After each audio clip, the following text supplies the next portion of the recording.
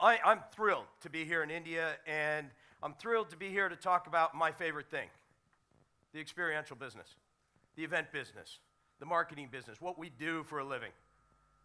Because it has never been more exciting to be in the business that we're all in right now. I'm blessed that I see it from a global standpoint. We've got offices around the world. And I got to tell you, it is fascinating right now. And so what Sabas asked me to do was give a little bit of a history on who we are and how we got to where we did in the experiential business, and then also a bit about how I see the future. So if you'll indulge me, I'm going to give you a few thoughts. But starting with our most important, which is we really do believe that it's not what a brand says, it's what a brand does that matters. At Momentum, we're what we call a total brand experience agency. What does total brand experience mean? Total brand experience means we're not looking at what we create for a moment in time. We're looking at what the brand experience is, that a brand has in its totality. And then how do we plug in to that? How do we plug in and deliver value to our customers? And that's what I'm going to talk about. We started in the 80s. Look at that old logo. It feels a bit retro, doesn't it? We started in the 80s. And in 1996, we were bought by McCann Erickson. Now, the reason McCann bought us was because they had Coca-Cola, and we were doing a bunch of Coca-Cola work, and they needed help with what was called, at that time, a torch relay. This was the very first time that a corporation had ever been involved with a torch relay. It had always been the Olympics bringing the torch to the next area. And we got a brief from Coca-Cola that said, very simply, how do we reach across America? How do we reach as many people as possible and have them get involved with the Olympics? Because not everybody can go. And so we took it out across America, and that was the beginning of Momentum in its current stage. Now, the fun part about that one for me is that we started with this torch relay in '96, and here we are all these years later, reimagining it and using the power of content and the distribution that we have these days to get out in front of the Olympic Games and connect with the Brazilian people. Take a quick step back. When we did the '96 Games, we had two offices, 55 people, one in New York and one in Atlanta. That was the beginning of Momentum. We now have about 40 offices in 25 countries and 1,500 plus people. We've had a tremendous growth, and I will tell you, I've been there 20 years now, we're only just getting going. We honestly are just beginning. That's what's so exciting about where we are in this business. And the reason we're just beginning is because of the changing marketing landscape. The simple belief that we've built this company on, and the one that this industry is built on, is that it's not what brands say, it is what they do that matters. If you think about that, you can say it and it sounds kind of catchy, but think about it for a minute. Look at the entire advertising ecosystem and what it has developed over the years was around developing what we want people to think about a brand by us going out and telling them, by saying what we wanted them to think about the brand. That's the foundation of advertising. We've turned that on its head and said that that's not what matters. In this new connected world, what matters is what a brand does, not what they say. Because if the consumer has the ability to have all the information, to know what's going on, they will be making choices not just based on price, proximity, and promotion. They will be making choices by the brands and what they do. The other thing that really drove our growth was we knew that what we did, it really worked. I mean, look at experiential marketing. We didn't invent this industry. It's the oldest form of marketing communication out there. It's called sampling. The problem was that experiential doesn't have the reach and the frequency to make it cost effective. That was always the complaint. We knew it worked in limited areas. So then as markets expanded and people got bigger, TV came along, and print came along, and radio, and outdoor, and experiential became a BTL tactic, a below-the-line tactic.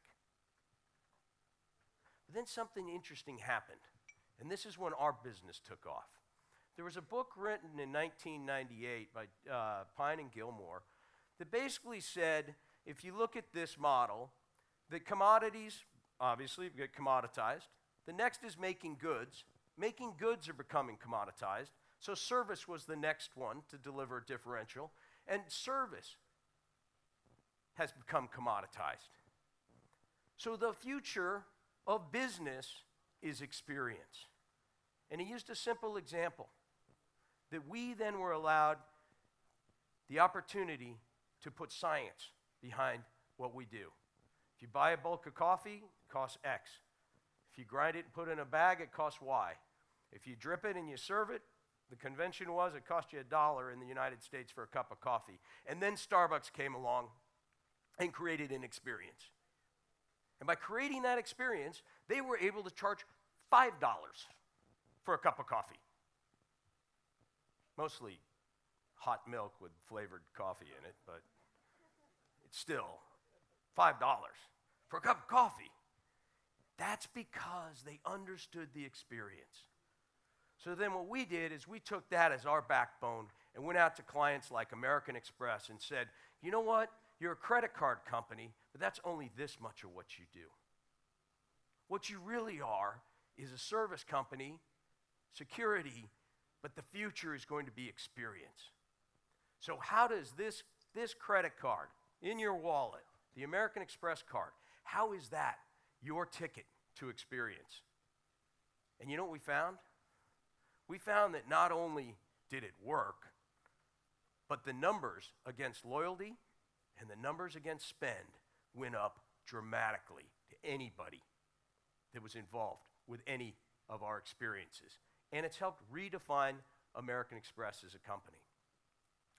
Along the way, a little something happened called the internet. Anybody heard of it? Yeah, that was pretty good for us. And then a little something even better came along, which was smartphones. So now all of a sudden, you've got your remote control to your life in your pocket that has the ability to create distribution and reach and scale in everything that we do.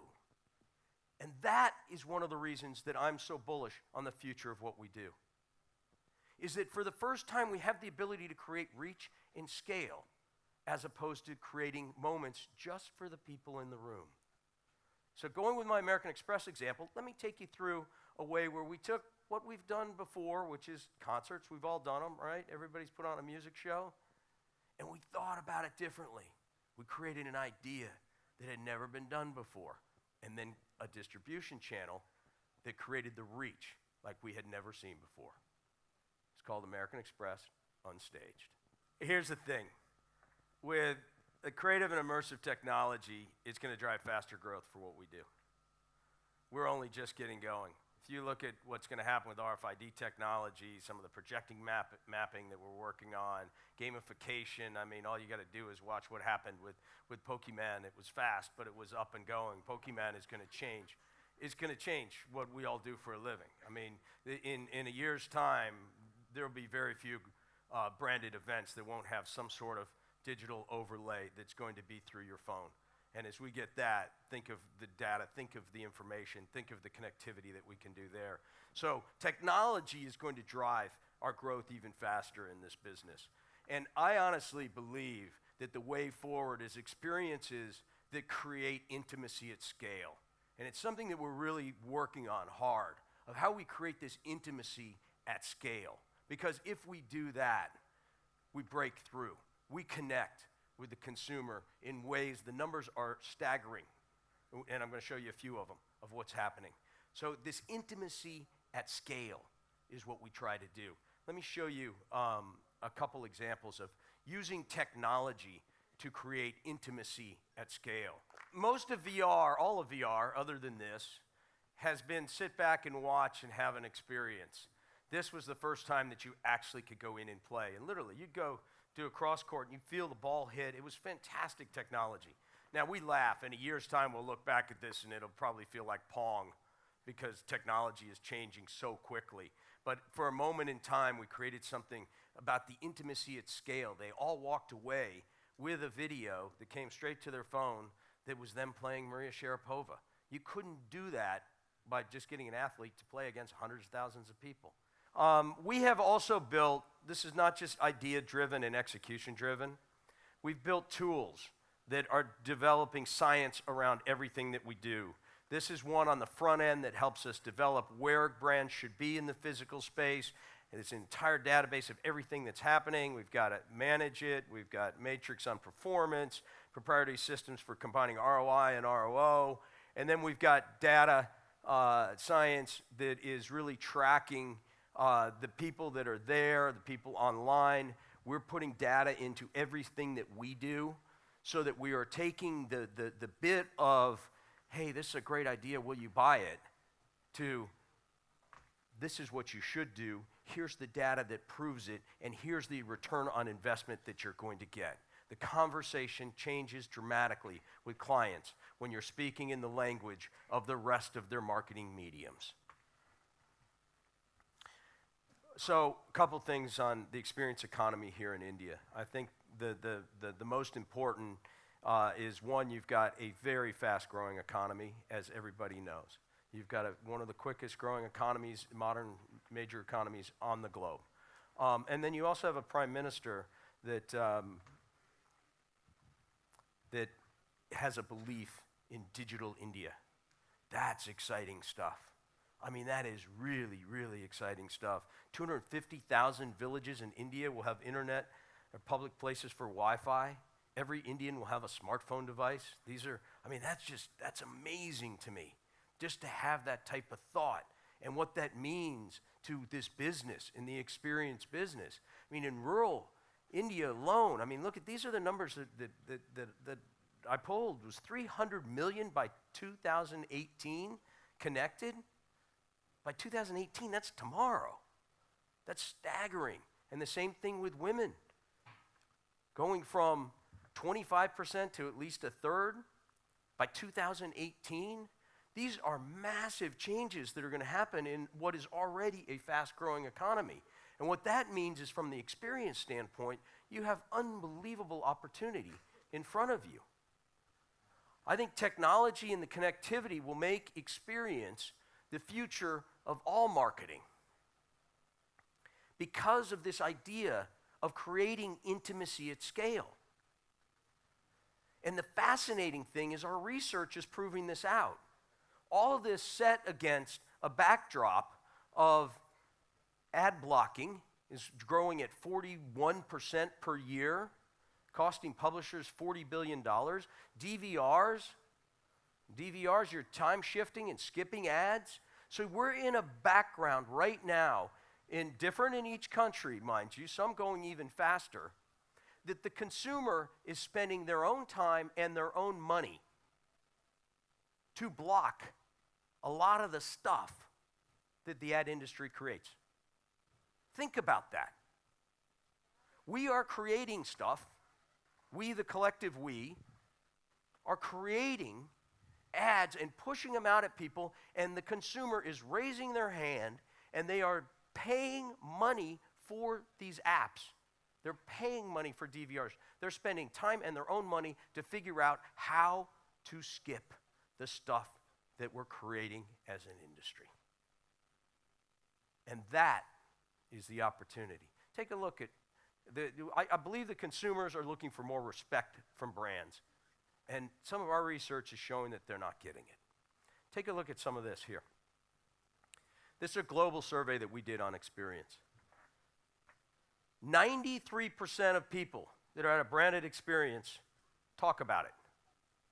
93%. This one is fascinating to me. 86% of consumers would welcome more sponsors in sports. That's almost 9 in 10 people say, I will accept more sponsors in sports. But 80% of them say, the sponsor does not think of me first. You want to talk about opportunity for us?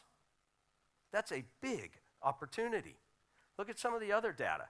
Millennials, the very tough to reach millennials, 66% like sponsors at music festivals. And 65% being part of an experience they recommend the brand. And 59% purchase the brand after an experience. These are staggering numbers. These are numbers that prove out what we do works. These are the numbers that will drive the future growth of our industry. But there is a complexity curve. Or as you jump into the ocean with the sharks or whatever, there's complexity to making all of this work. Our job, as I always say, is how do we bend that complexity curve in our own direction? And I'll end with giving you 4 thoughts about how I see what we need to do as marketers to be successful in the future. Number 1, we have to evolve our understanding of what a brand means. Not the old way of saying, well, this is what we think where we should position the brand. And, well, the brand actually should be saying this. What we need to be looking at is what is the value that the brand has for the consumer? What is the utility that we can deliver for the brand to the consumer? Not what is the message that we can give them, but what is the utility that we can create? That's a different mindset as it relates to your starting point with the brand. Number 2, we have to have a much more, and now I'm speaking for both the entire advertising industry, but especially for the event and experiential industry. We have to change and evolve and create a more diverse talent pool. If you look at the people that we have on staff now compared to what we did 5 years ago, it's night and day. We have a massive technology department. We have massive data wonks. We have strategists. We have creatives. We have business managers. We've got integrated producers. We've got live event producers. We've got digital producers. The ecosystem that it takes to make this stuff work for the future, you have to have. If you want to jump out of that fishbowl and play in this bigger ocean, you have to have the talent. And I will put my talent up against not only any agency in the experiential space, I will put our talent up against any agency on the planet. And if we're not that good, I am forcing my people to hire to get there. Number 3, in order to do this, I also believe we need an evolved environment and workplace. I applaud the efforts on women in the workplace here in India. We need to do that times 10. We need to make sure that we're creating a different kind of work environment that attracts different people into this business. Because you can't just pull someone that was working over here on a concert that then can be in this business. We have to create purpose around our work environment. We have to create purpose for our people. And that goes for the leaders. That has to start with the leaders. So diverse talent, but you got to create purpose in a different kind of work environment. It's not replicating what an ad agency or a media agency or a Hollywood shop is, or a Bollywood shop. It's a different work environment. And lastly, and just as importantly, if not most importantly, is how do we create purpose in our ideas and what we do? How do we create purpose for our brands in this evolved, connected world? How do we demand that not only are our ideas strong enough to help connect to a greater whole and a better world, but that our people live that and we make our brands and our clients live that? Because when it comes to complete parity, which we're getting to in many markets, and I can be standing in the supermarket, and with my phone I can check 1, versus another brand. And right there, I can get price, I can get everything else, but more importantly, I can say, what does this brand stand for? What does this brand do? And that's how the next generation is going to make their decisions on what brands they choose. They're going to make their decisions on the companies that do the right thing. Because remember, guys, you can't block an experience. And if I leave you with nothing else, remember, it's not what brands say, it's what they do that matters. Thank you for listening to me today. Pleasure.